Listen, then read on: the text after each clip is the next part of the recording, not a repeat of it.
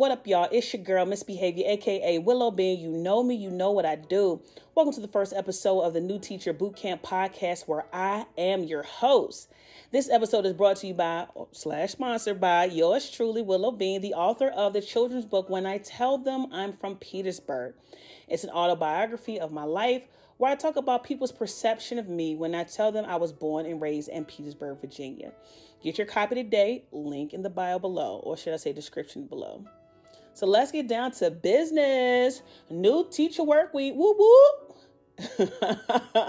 Oh, my kidding. Nobody's really excited about new teacher work week. But I can tell you this, though. When we have to go through it, we go through it. So let's get down to business with the new teacher work week. It's going to be overwhelming. It's going to be stressful. It's going to be annoying. But there is hope. First thing I want you to do, check your schedule to see when your time is like for work in the classroom. All the other stuff, the PDs, the meetings, that's going to come regardless. But your crucial time, usually after lunch, is going to be the time where you can work in your classroom. I like to call this time my war room. There's an expression from John Wick. Pardon my Latin, I'm not fluent in it, but the scene was impactful. He said, "Si vis pacem parabellum." I probably mispronounced all that, but nonetheless, it was translated to say, if you want peace, prepare for war.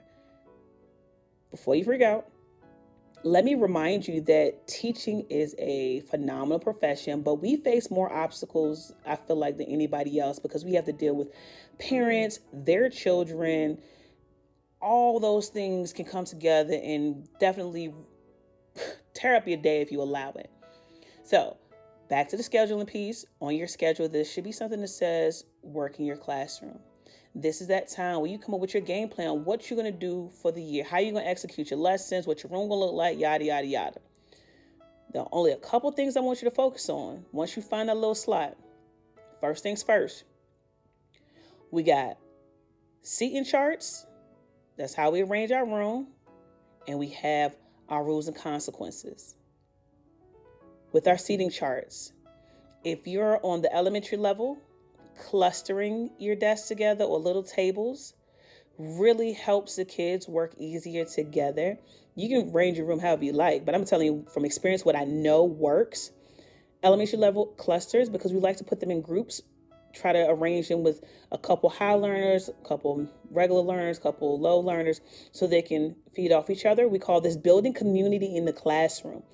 It's more along the lines of student empowerment because we give kids almost a co-creation right when it comes to the learning experience. When we sit them beside somebody who's going to be distracting to them, it's difficult for them to learn, difficult for you to teach. So start with your clusters. I don't really recommend rows for elementary, simply because the in and out, the back and forth, trust me, clusters or small tables are going to be the easiest for you. But when you get to, so let's say that's more for K2. When you get to the upper grades, you can start to, keep the clusters. Don't even worry about changing too much. The rows are so traditional or conservative.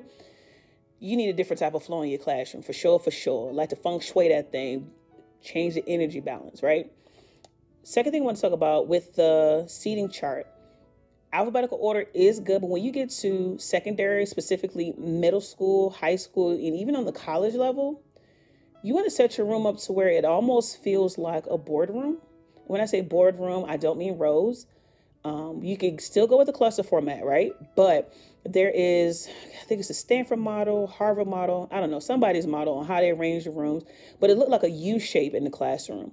Reminds you of a huge conference room, boardroom type of feel where everyone has a center focus. So let's say the projector's in the front of the room.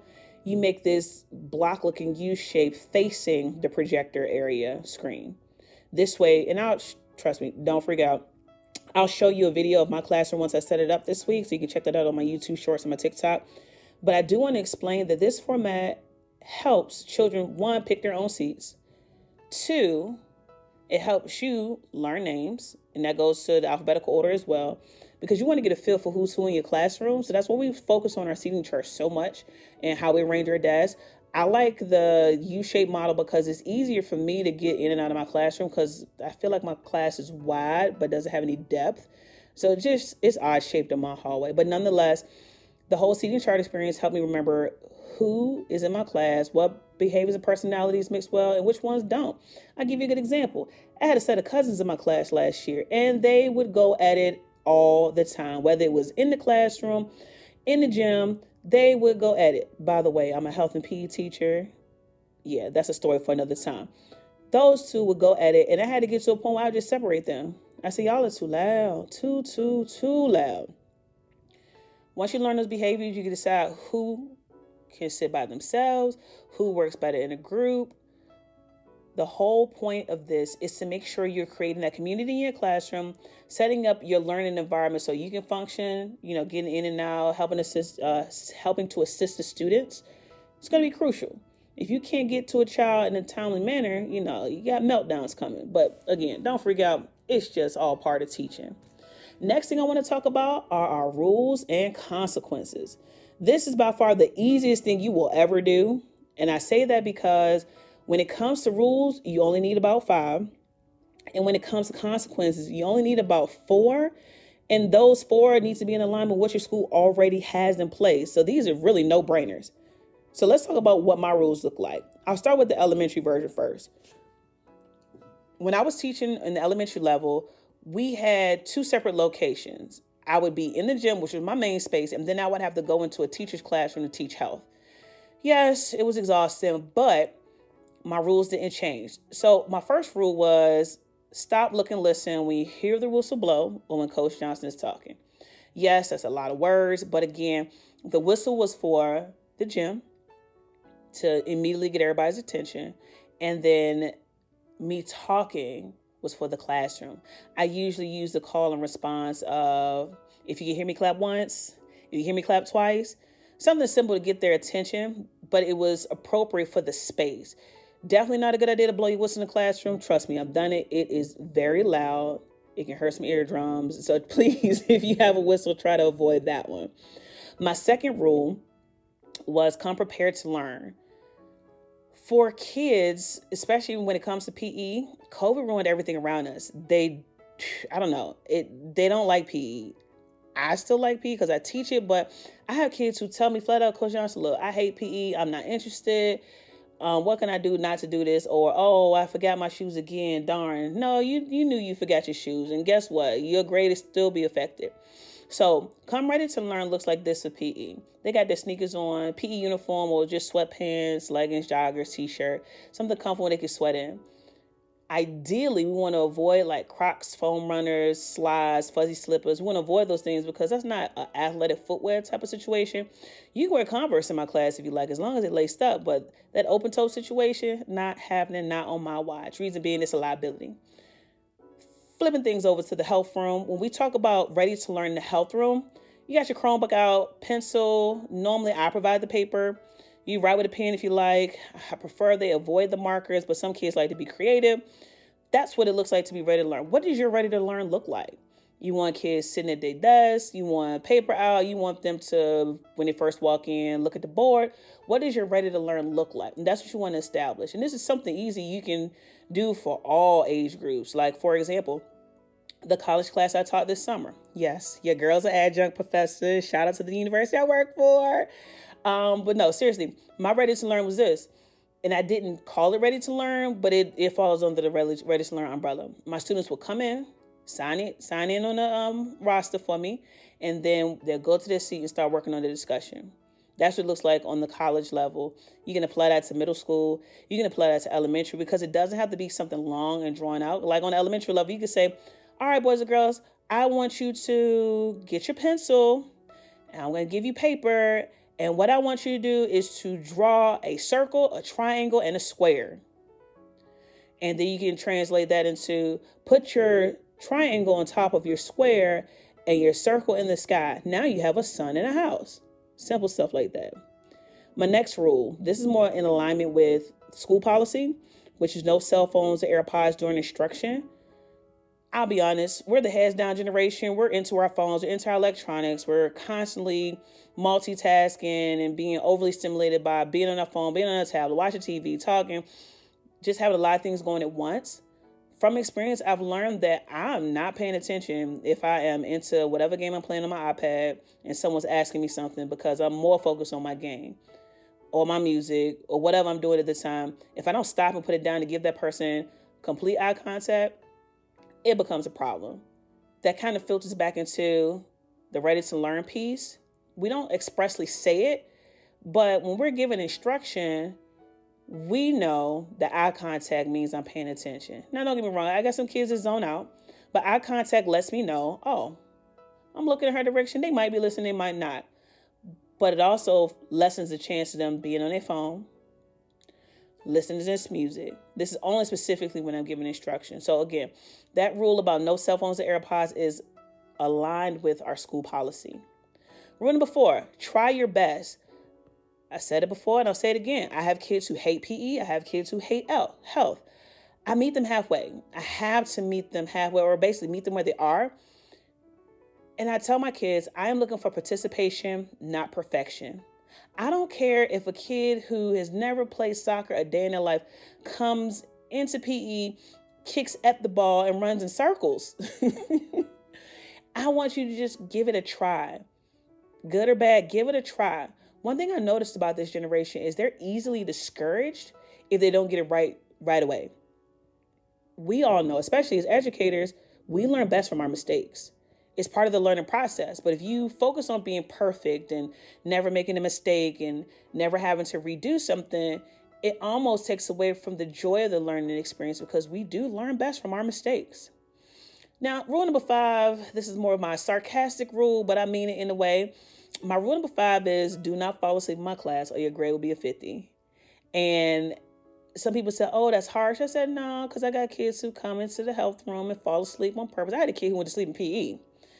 That's a story for another time. But I also recognize that as adults, we can't go to work and do half the work and still get half the pay. You either do your job or you don't.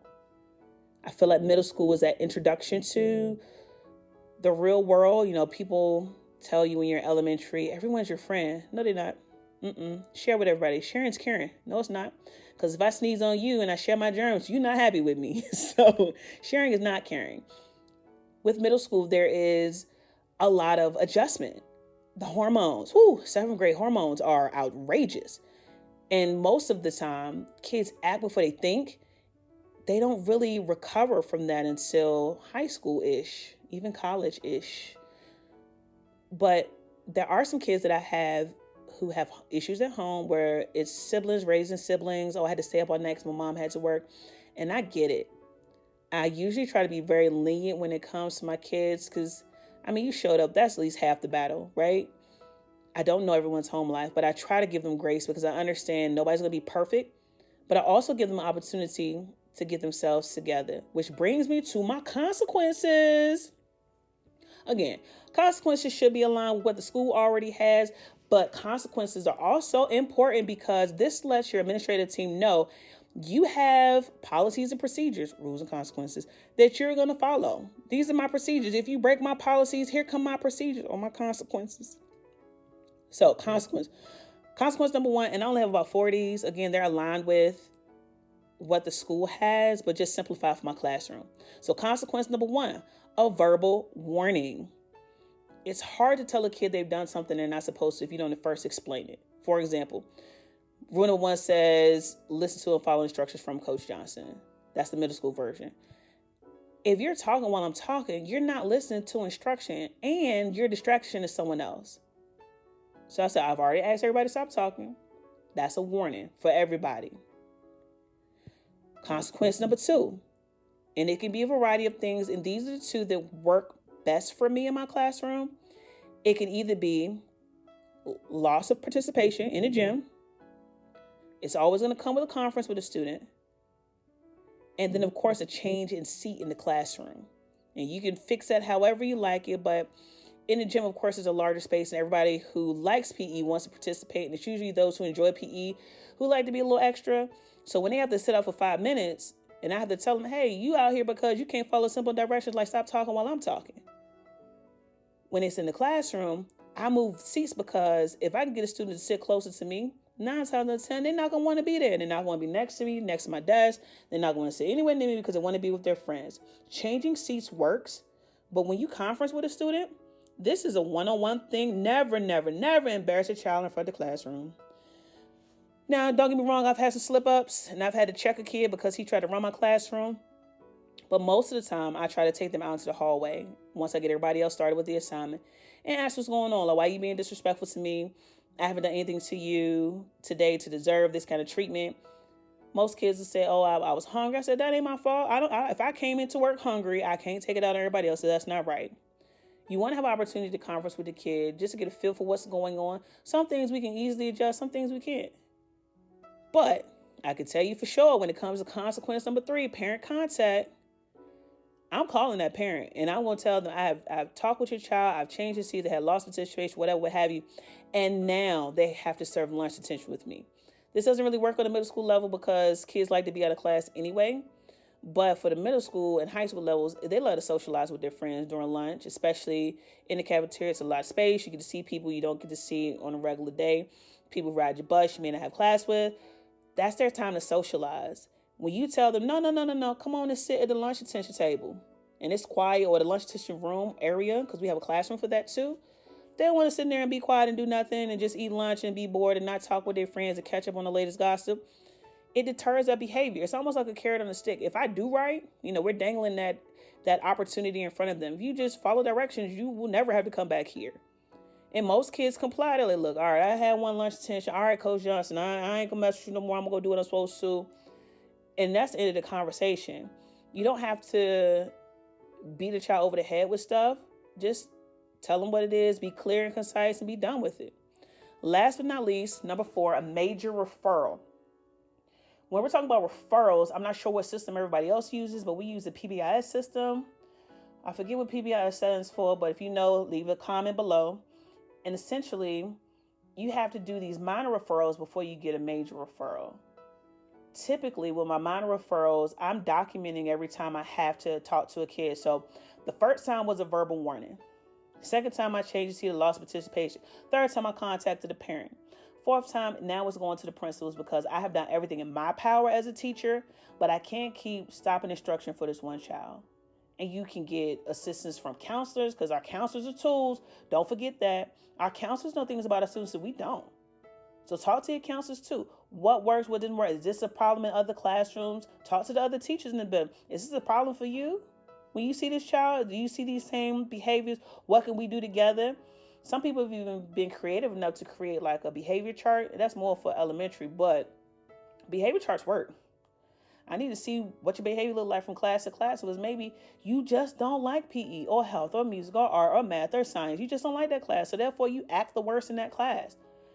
But again, when we get to the major referral part, this lets the student know, hey, look, I've done all that I can do. Now turn it over to the principal. This may come with a penalty like in-school detention or even suspension, depending on the severity of the situation. And I'm not talking about interrupting instruction. I'm talking about something outrageous like walking out of the classroom, flipping desks, and things like that. Last but not least, I want you to breathe. Number 3, breathe. Just breathe, deep breath. Exhale.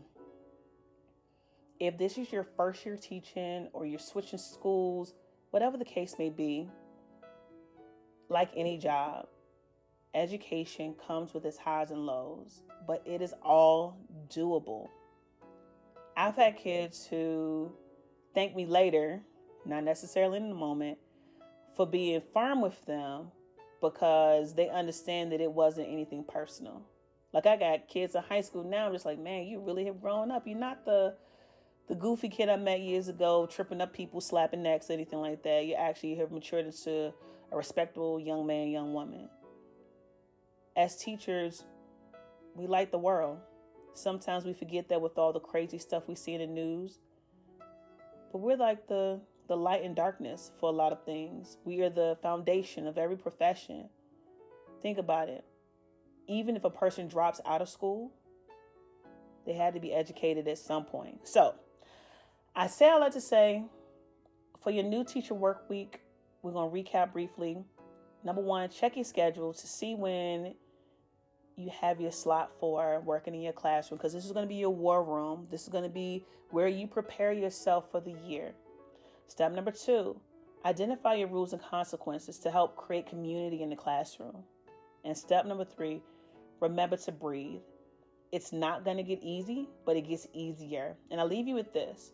My first year of teaching, I hated every minute of it. I felt like I couldn't do anything right. Everything that could go wrong did go wrong. I felt like my principal was always on my back. I was beyond frustrated. And I'll never forget talking to my mom. She said to me, you got to give it tenure, which at the time was 3 years. You got to give it 3 years. I'm like, for what? I'm ready to go now. But the reality is, the first of anything we do, it doesn't always come out right. We're going to wish we had done this better or changed that. So year 1, you're not going to do everything right. Whether you're a first year teacher or a transfer teacher or a veteran teacher, you can say from experience, we are not going to do everything right the first time. And that's okay. Because by the end of year 1, year 2, we can make the adjustments. That's our adjustment period. We're going to change these things, adjust these things, and make these things better. So by year 3, everything is kind of automatic. You know what works and what doesn't work. So even those things that are still working but could use a tune-up, we got time for that too. But if you're getting into teaching for the summers off and weekends off, I'm telling you now, it will never be enough. It will never be enough. Because we as teachers, we work hard during the school year, outside the school year. It just comes with the territory. Needless to say, it's worth doing. Last thing I promise. There's an expression that I use. It's my philosophy. And I say that everyone has the power and the potential to be successful. We just have to figure out what you're successful at. Teaching is like that. Once we figure out what you're successful at, for you and your students, it makes the school year go by like a breeze. So keep those things in mind as you're going through the year. Oh, dang, this just came to mind. I want to put this in there real quick before I close out. With your rules and consequences, you use that as a reset, and we'll get into it later, but I want to talk about it now. This will help you reset the community in your classroom, whether it's from summer break, Christmas break, winter break, spring break, Thanksgiving break, whatever. This helps you reset. Okay, all right, I'm done for real this time. I'm for real this time. Anywho, y'all, thanks for listening. I'll see you next week.